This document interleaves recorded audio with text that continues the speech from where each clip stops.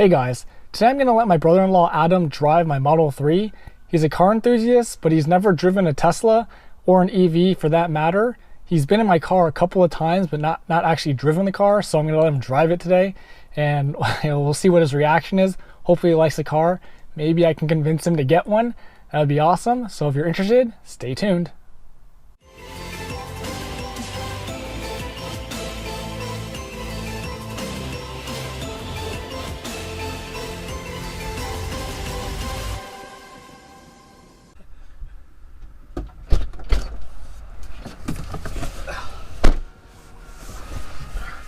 All right, so got in the car. What's the first thing you notice about the car? It's clean. It's clean. It's clean.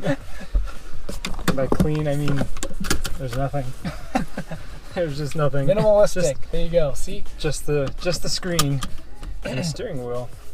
Yep. So they're different. Yeah.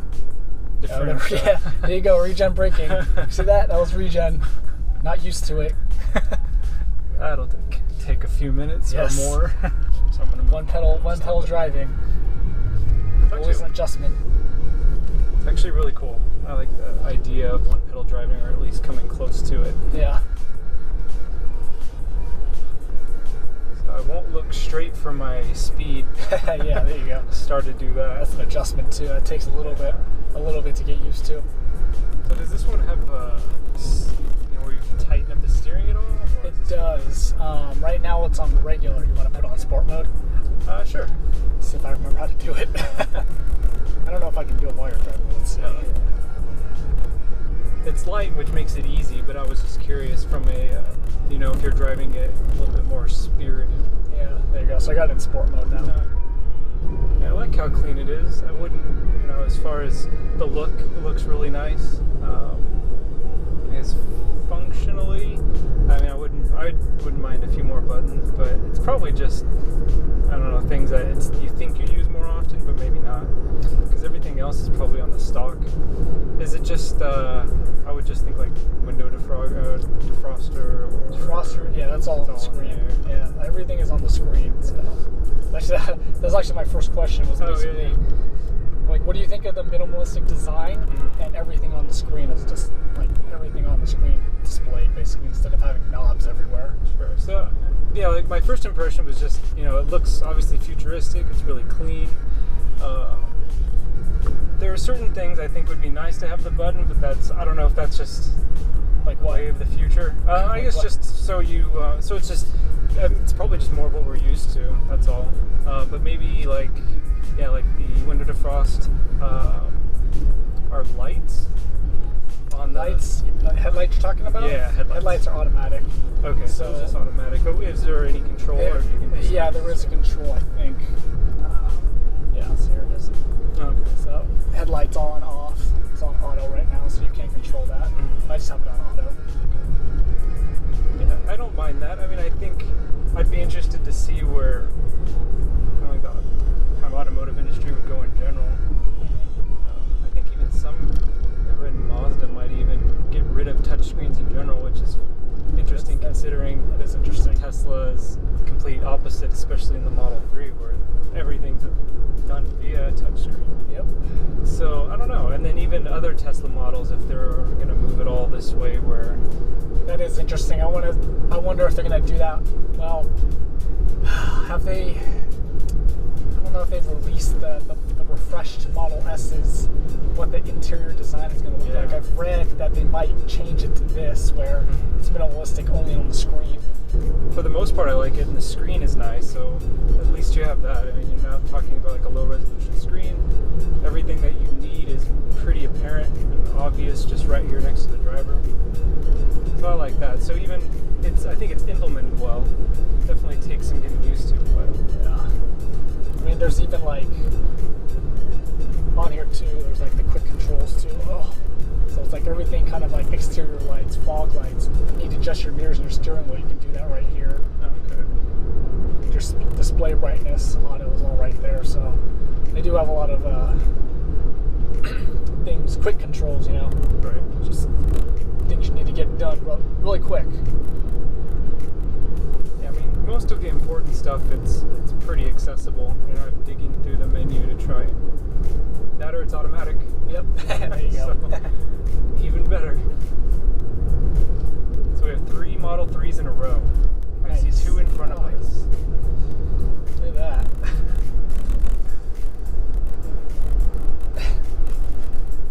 Well, around here is Tesla country, so there's plenty of Model 3s around. I'll tell you that. One on the other side had passed earlier. Yeah, definitely around here there are a lot of Model 3s around. That is for sure. So you can adjust the regen, right? How aggressive. It's either, yeah, so if we go to that screen real quick.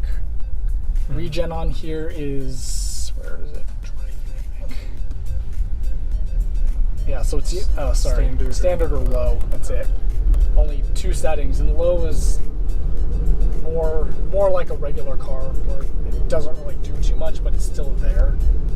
Wow, I feel like signal lights would not bother me at all in this car, between the fact that you don't have to, with the regen braking, just makes it so easy, and then how effortless it takes off. Yep. Just when you pay attention to signal lights, it sort of happens. Go romp it. Oh, and all right. There you go. It's definitely another thing about the Tesla. Yes. EV is instant torque. Yeah, it makes it so effortless, so easy. It can be probably bad how easy it is. Yeah. But And this is the slow Tesla too. Yeah, slow. 5.4, 5.5, whatever I clocked in the performance video, but yeah. EVs are pretty quick. Yeah, it's that instant torque that you're not used to, even if you drive other performance-oriented vehicles. And then the whole, everything else, the visceral aspects, the sound, and maybe it takes more work, for even a fast, ICE automobile, for it to actually be fast, it's not so effortless. This is, just sort of happens. So what do you think of the power and the handling, since you've kind of been cornering a little bit, but not really? So that's why, I asked about the steering feel. First, the steering feel was a little bit light, which is great for, just around town and parking. But if you're driving, more curvy roads, that sort of thing, I was curious if it would get tighter, and I think you put does it it in feel the tighter with the sport mode? It definitely does. Yeah. I think it feels more like, it doesn't heavy, feel right? like, it feels nice, like it actually has a little bit more, it feels like there's more feedback, at least gives the impression of more feedback, more control. Feels really nicely planted. Part of that, I'm sure, is the battery, lower center of gravity. Acceleration is no question there. That is definitely nice. That can be addicting. And then even just aside from performance, just your day-to-day, it makes the day-to-day almost more effortless. Just going from stops or taking off from stoplights, getting on the highway. Yep. That's funny. I haven't mentioned getting out of sticky situations. Oh, yep. Well, that's kind of nice too. That torque just kick you in, kick you and go. It's the perfect reason to say you need something with more power. You have to, for safety, right? Yes. You got to get out of those sticky situations and floor it once in a while. Yeah. Yeah, that this car would have no problem with. Like I said, this isn't even necessarily the faster one, but certainly not slow. The car feels really, it feels solid to me. I mean, I think originally it's just anecdotal maybe, but as far as like the Model S at least, kind of having an impression of feeling a little cheaper. I mean, especially, it is more expensive, but still, this, it absorbs the bumps to me. I feel like, it's definitely beyond paying for, a pure EV. To me, it feels like at least there's quality behind it as far as how solid it feels.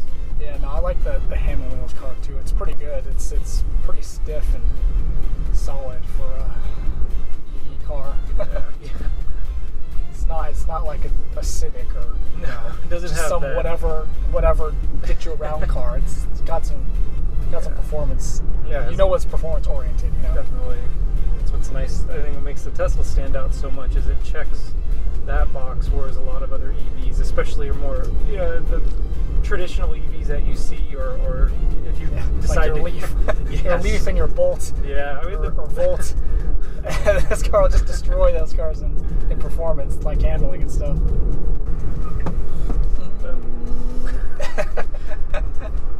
Oh yeah, wow. It's got really the turning's really sharp. Like it's the turning ratio, or not the ratio, but the steering ratio. Like it's really short. I like it. It's it doesn't take a lot. And part of it, the size too. That was the other thing that I think kind of when I first sat in, I really liked the size of it. That was that was when I bought it. That was one of the things that worried me. It was how big the car was. And I wasn't sure if it was going to feel huge or not. But I have mentioned in other videos that for me, I don't feel like this car feels very big. Not at all. Compared to like the Model S. Model S, I feel like it's huge. It's a pretty big car. Yeah. And I see it just on the road. It definitely looks big.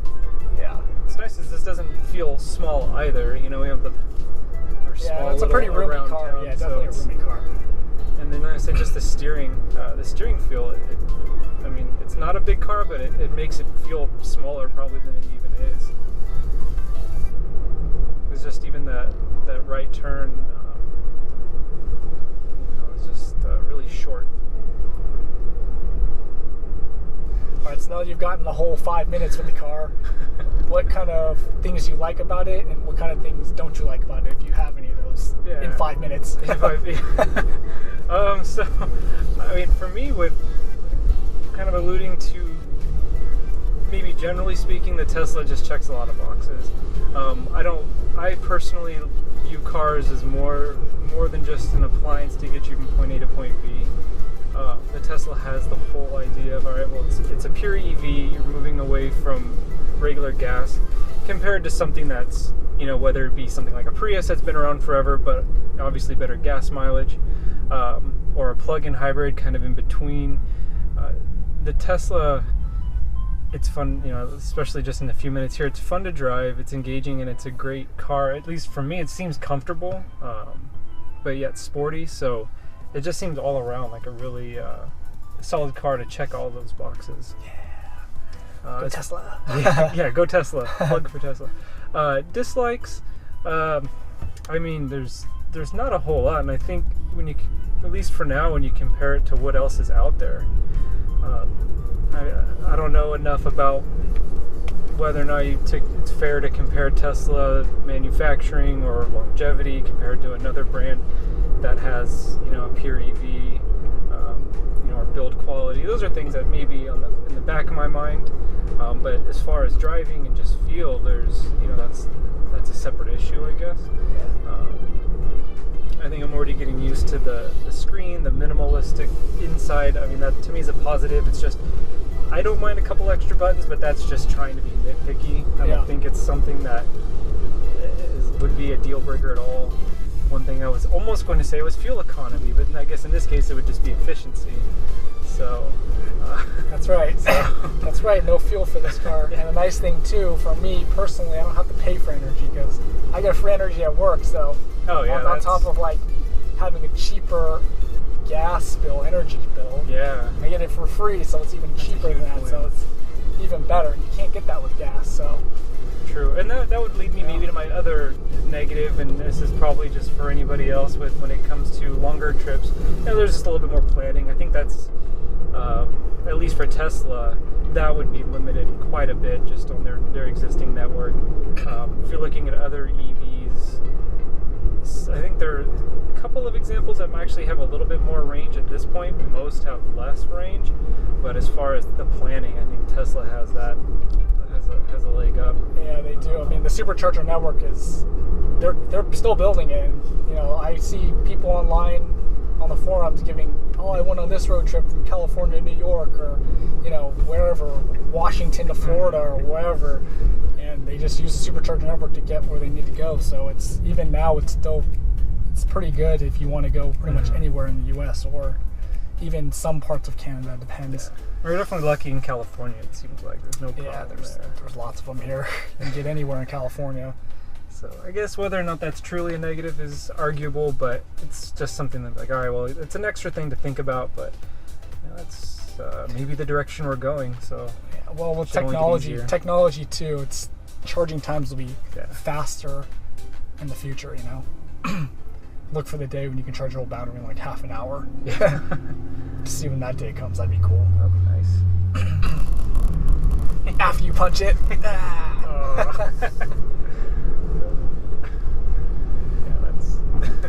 All right, I don't know. How do you drive something else after a while? I don't know if I can, to tell you the truth. Yeah. It's like once you go to Tesla, it's kind of no going back because it's got everything you need, So, if you're in the market for a new car after driving a Model 3, would you consider buying a Tesla or I guess a Model 3? Tesla, definitely, as far as the sizing and just the short driving impression with the Model 3. Whether it's a daily driver or trips, I think the Model 3 for me would be the way to go. And then I think briefly drove a Model S before, but that was pretty short. So I think I would absolutely consider it as far as if I'm looking for a strictly electric vehicle. The comfort, the drivability, that it's fun to drive. It just checks all of those boxes. I think for an EV, I think it's pretty easy decision. It'd be, for me, the main thing would be considering, okay, well, pricing, rebates, or not rebates, but the federal tax, the credits going down. I don't know if there's any anticipated price drops again or anything like that, but that'd be the main thing. Is just thinking about, just the pricing. Otherwise, I think it doesn't have any real competition. I know there's, in the next few years, a lot of other manufacturers plan on electrifying more cars in their lineup, and I'd be curious to see how they compete with Tesla. There's other brands now that obviously have EVs that I just don't think can compete. I think the two competitors right now are the Jaguar the I-Pace, their SUV, and then the Audi too, the e-tron.